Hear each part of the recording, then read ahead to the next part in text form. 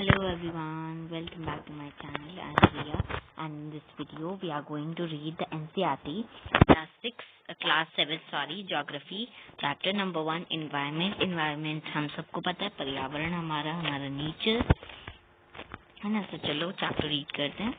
After a long vacation when Ravi started going to school again, बहुत लंबी छुट्टियों के बाद जब रवि अपने स्कूल वापस जाना शुरू किया उसने he noticed that the only playground next to his school was dug up।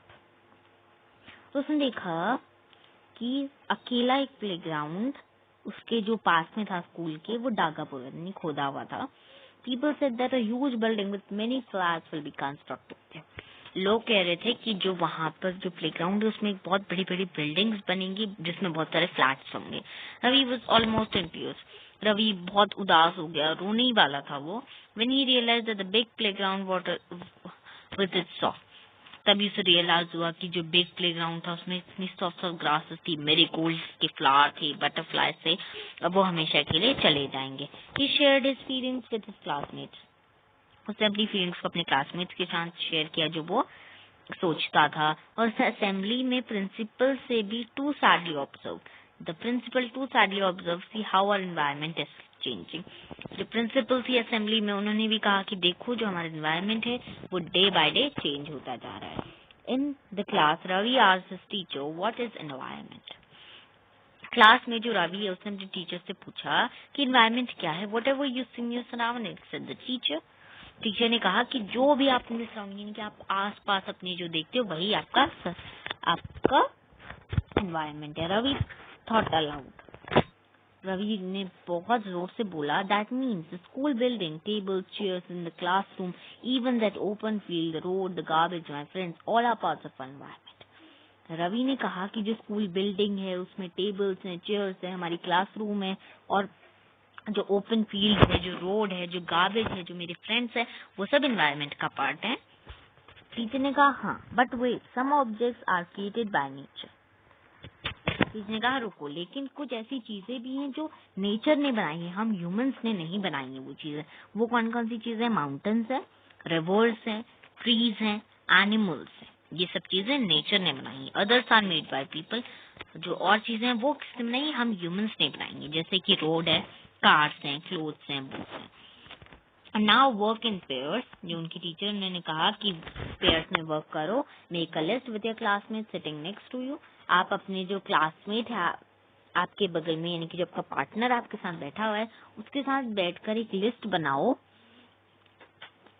मतलब अलग अलग बनानी है कि नेचर ने जो हमें चीजें दी हैं उनकी लिस्ट बनानी है, और जो ह्यूमन बींग्स ने जो चीजें बनाई हैं वो अलग हमें लिस्ट करनी है। Ravi, Paramjit, Jessie, Mustafa, Asha were all excited about making the list. ये सब बच्चों के नाम है।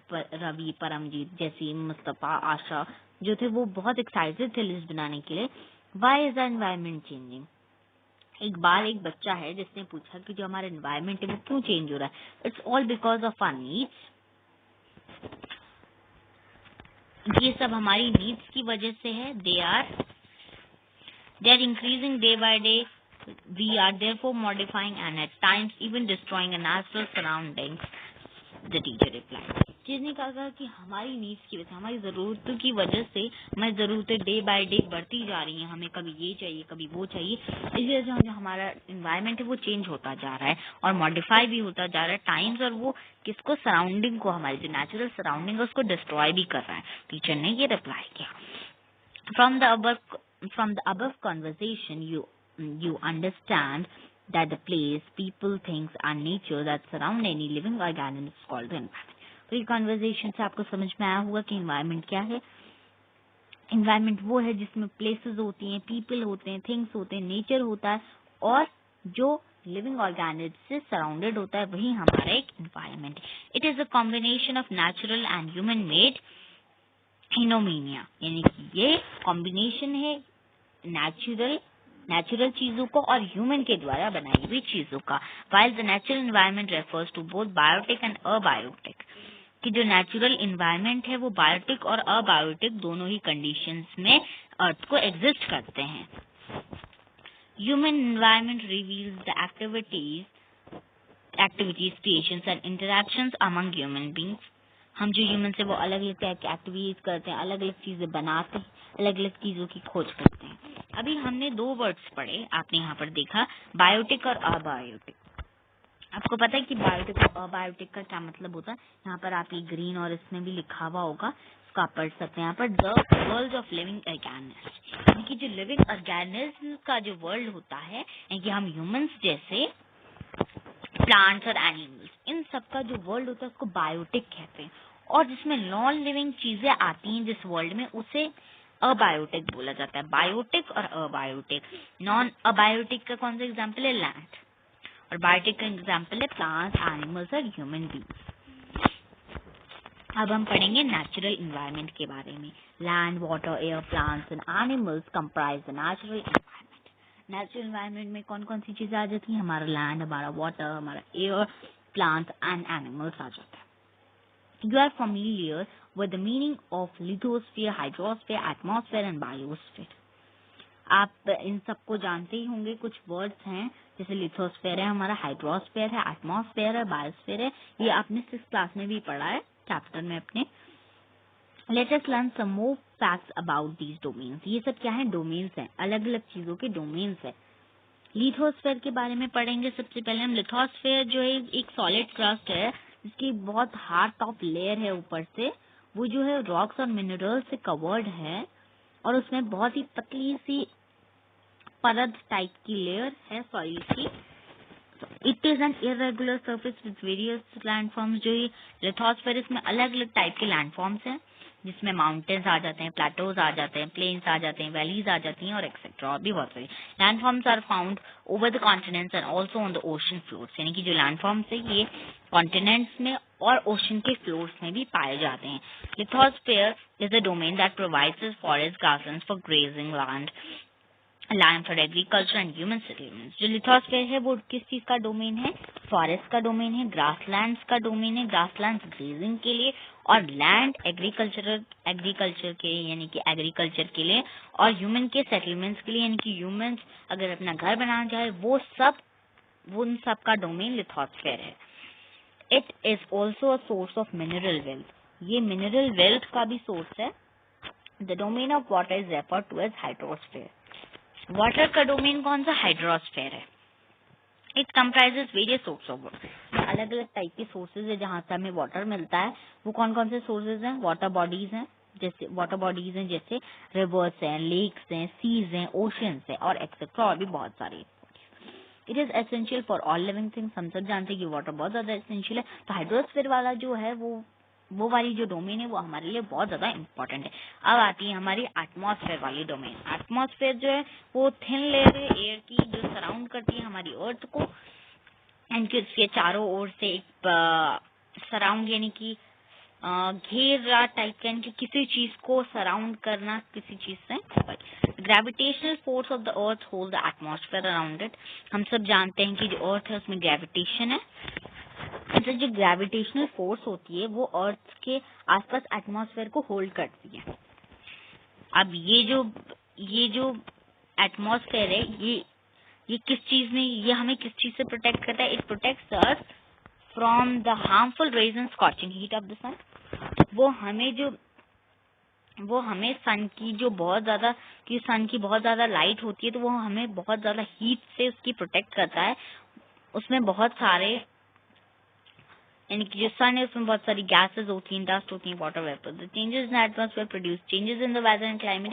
अगर एटमॉस्फेयर में चेंज आएगा तो वेदर और क्लाइमेट में भी चेंज आएगा। Plant and animal kingdom together make biosphere. Biosphere ऐसा डोमेन है जिसमें प्लांट और एनिमल आ जाते हैं और सारा living world. It is a narrow zone of the earth where land, water and air interact with each other to support life. ये एक नैरो जोन है जिसमें अर्थ जो है वो इंटरैक्ट होती है लैंड से, वाटर से और एयर से। अब जब ये तीनों एक साथ होंगे तभी तो किसी प्लैनेट में लाइफ सपोर्ट होगी। जैसे हमारी अर्थ में लाइफ सपोर्ट है, क्योंकि हमारी अर्थ में लाइफ है। At an NCC camp that Ravi's class was attending, NCC camp में रवि की क्लास गई थी और जेसी explain what a heavy downpour। जो जेसी नाम का एक बच्चा है उसने एक हेवी डाउनपोर को देखा। It reminds me of my home in Kerala. उसने कहा कि ये मुझे मेरे घर की याद दिलाता है जो केरला में है। You should come and see how it pores and pores and pores over the lush green fields and coconut plantation. उसने कहा तुम देखते कैसे पानी की बूंदे बूंदे गिरती हैं ग्रीन फील्ड्स पे। हीरा फ्रॉम द जैसलमेर एक्सप्लेन, जो हीरा है वो जैसलमेर से है, वो बताती है कि वहां पर बिल्कुल बारिश नहीं होती। We get no rains, we see only kikar and sand. हम सिर्फ वहां पर कीकर देखते हैं, सैंड देखते हैं, जहां तक हमारी आंखें जाती हैं। But you also find camels at Ravi, और वहां पर कैमल्स भी हैं, रवि ने कहा। Hira says not just camels. If you visit our desert, you will see snakes, lizards and many insects too. जो हीरा है वो बोलती है वहां सिर्फ कैमल्स नहीं, अगर हम डेजर्ट में जाएंगे तो हमें बहुत सारे स्नेक्स, लिजार्ड्स और बहुत सारे इंसेक्ट्स दिखेंगे। Ravi wondered why do the animals, the vegetation and the way people live vary from place to place. अब जो वो रवि है वो बहुत ज्यादा वंडर्ड है, इनकी बहुत ज्यादा हैरान है क्यों एनिमल्स, वेजिटेशन और लोगों का रहन सहन प्लेस टू प्लेस यानी कि जगह जगह पे अलग अलग है। Are they all related to each other, क्या वो एक दूसरे से रिलेट करते हैं? Oh yes, very much so, the teacher replied.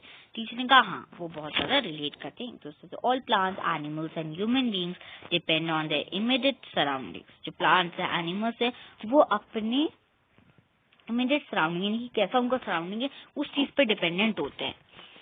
Often they are also interdependent on each other. और हम जो एनिमल्स है, प्लांट्स और जो हम ह्यूमन बींग्स है वो एक दूसरे पे इंटरडिपेंडेंट होते हैं। This relation between the living organisms as well as the between the organisms and the surroundings forms an ecosystem. ये रिलेशन लिविंग ऑर्गेनिज्म्स के बीच और रिलेशन ऑर्गेनिज्म और सराउंडिंग के बीच, कि लिविंग ऑर्गेनिज्म के बीच जो रिलेशन है और ऑर्गेनिज्म के बीच और सराउंडिंग यानी कि जो हमारा इन्वायरमेंट है उसके बीच जो हमारे रिलेशन है ये इकोसिस्टम को फॉर्म करता है। There could be an ecosystem of large rain forest, बहुत बड़े बड़े रेन फॉरेस्ट का इकोसिस्टम हो सकता है, ग्रासलैंड का, डेजर्ट का, माउंटेन्स का, लेक का, रिवर का, ओशन का और इवन स्मॉल स्मॉल पॉन्ड्स का। Do you think the park in which Ravi and his friends played formed an ecosystem? क्या आपको लगता है कि जिसमें रवि और उसके फ्रेंड्स खेले वो इकोसिस्टम को फॉर्म करता है? ह्यूमन एनवायरनमेंट के बारे में अब हम पढ़ेंगे। Human beings interact with the environment and modified according to the need. जो ह्यूमंस है वो जो एनवायरनमेंट उससे इंटरैक्ट हुए, उसे देखा, उसे समझा और अपनी नीड्स के अकॉर्डिंग उसको मॉडिफाई किया, बनाया उसे धीरे धीरे करके टेक्नोलॉजी के through. Early humans adapted themselves to the natural surroundings. जो अर्ली ह्यूमंस थे उन्होंने अपने आप को उस तरीके का बनाया नेचुरल सराउंडिंग के जैसा। They led a simple life and fulfil their requirements. वो बहुत सिंपल सी लाइफ में रहते थे। आजकल तो बहुत ज्यादा टेक्नोलॉजी है लेकिन उस टाइम पे तो इसीलिए उस टाइम पे जब अर्ली मैन थे तो बहुत ही सिंपल सी लाइफ होती थी। themselves. They led a simple life and fulfilled their requirements from the nature around them. वो अपनी जो requirements थी उन्हें अपने जो आसपास का नेचर है उसी से fulfill करते थे। वो ज्यादा टेक्नोलॉजी वगैरह पे नहीं जाते थे। With time needs grew and became more varied. Time जैसे जैसे गुजरा तो सबकी नीड्स भी बढ़ी। Humans learn new ways to use and change environment. Humans ने अलग अलग चीजें सीखी, कैसे environment को change करना और कैसे कैसे और भी चीजें सीखी ह्यूमंस ने। They learn to grow crops. Time जैसे जैसे बीता वैसे ह्यूमंस ने लर्न किया कि कैसे क्रॉप्स को ग्रो करते हैं, एनिमल्स को कैसे डोमेस्टिकेट करते हैं, कैसे कैसे उन्हें पालते हैं और एक सेटल लाइफ उन्होंने जी। The wheel was invented. The wheel है वो इन्वेंटेड हुआ यानी कि खोजा गया। जो सरप्लस है वो यानी कि खाना जो है वो प्रोड्यूस किया गया। बार्टर सिस्टम इमर्ज हुआ। अब बार्टर सिस्टम क्या है? बार्टर सिस्टम एक ऐसा सिस्टम है जिसमें एक चीज के बदले दूसरी चीज ली जाती है। बार्टर सिस्टम हम कह सकते हैं अगर उसमें पैसे का बिल्कुल यूज नहीं करता। अगर एक आदमी के पास गेहूं है और दूसरे के पास चावल है तो जिसे चावल की जरूरत है वो चावल उसे दे देगा और जिसे गेहूं की जरूरत है गेहूं वो उसे दे देगा। तो बार्टर सिस्टम में ऐसे ही होता था, बिना मनी के यूज के वो एक चीज से दूसरी चीज मतलब रिप्लेस कर लेते थे, दूसरी चीज ले लेते थे जिसकी उसे जरूरत पड़ती थी। यही हमारा जो है बार्टर सिस्टम है। Trade started and commerce developed, यानी कि व्यापार हुआ और कॉमर्स जो है वो हमारा डेवलप हुआ। Industrial revolution enabled large scale production, transportation became faster, कि इधर उधर चीजों का जाना, लोगों का जाना वो बहुत ज्यादा फास्टर हो गया। इन्फॉर्मेशन रेवोल्यूशन में communication easier and speedy possible, एक दूसरे से बात करना, और धीरे धीरे बहुत सारी टेक्नोलॉजीज आई, अलग अलग टाइप की चीजें आई और उसने और भी ज्यादा जो वर्ल्ड है उससे स्पीडी यानी कि बहुत तेज कर दिया। Have you ever thought why you love eating a juicy watermelon in summer and hot roasted peanuts in winter? क्या आपने कभी ऐसा सोचा है कि आपको गर्मियों में जूसी वाटरमेलन और समर में हॉट रोस्टेड पीनट्स खाना क्यों पसंद है? और perfect balance is necessary between the natural and human environment, यानी कि जो हमारी लाइफ है उसका बैलेंस होना नेसेसरी है बहुत ज्यादा हमारे नेचुरल जो हमारा नेचर है और जो हमारा ह्यूमन एनवायरमेंट है उसके बीच। Humans must learn to live and use the environment in a harmonious way. Humans को सीखना चाहिए कि वो कैसे एनवायरमेंट को यूज करे, एनवायरमेंट को हमारा जो नेचर उसे बिना हार्म किए। Nuria, a girl from Mizoram from Ravi class, often talks about the lush green surroundings of a place. Nuria एक गर्ल है मिजोरम से, रवि की क्लास में, वो बहुत बातें करती है लश ग्रीन सराउंडिंग की, उसके जो प्लेस में है मिजोरम में। Seeing Ravi upset at having lost his ground, देखा उसने कि रवि कैसे अपसेट है उसने क्योंकि ग्राउंड खो चुके हैं ना वो अपना। Uria invited him to visit her home state during the coming vacation, Uria ने उसे इनवाइटेड किया अपने घर में जो आने वाली वेकेशन है। Ravi teacher asked the students to draw the landscape, जो रवि की टीचर है उसने स्टूडेंट्स से कहा कि वो एक लैंडस्केप ड्रॉ करे। हाउसेस होनी चाहिए जिसमें एक्टिविटीज, लोग अलग अलग टाइप की एक्टिविटीज करें, और प्लेसेस विजिट करने को कहा ड्यूरिंग उनकी हॉलीडेज की। तो गाइस हमारा चैप्टर यहीं पर ही खत्म हो गया है और आई होप कि आपको ये चैप्टर अच्छे से समझ भी आ गया होगा। And I will meet you all in my next video. Till then bye and take care everyone.